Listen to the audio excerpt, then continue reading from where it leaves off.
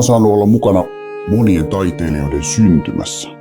Siinä hetkessä, kun ne on saanut pienen idean siitä, että ne haluaa alkaa tekemään taidetta. Ja mä oon saanut nähdä ne tuskan hetket, kun haluaisi olla hyvä, mutta ei vielä osaa. Mutta mä oon saanut onneksi rohkaista näitä taiteilijoita menemään eteenpäin. Mä oon saanut olla antamassa niille välineitä taiteen tekemiseen ja samalla myös jonkunlaista oppia, miten sitä omaa taiteilijoutta kehitellään.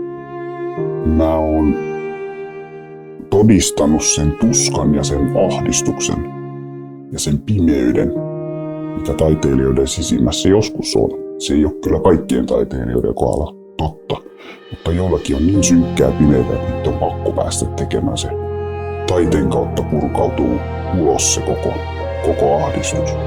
Mutta sitten sieltä löytyy se valo ja se ilo ja se riemu, mitä taiteen tekeminen saa aikaiseksi.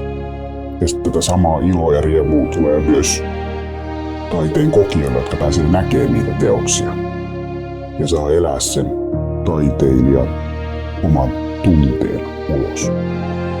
Ja se, kun mä oon auttanut näitä taiteilijoita, mulla on ollut myös omaa tuskaa ja vaivaa siitä, miten mä pystyn auttamaan heitä paremmin.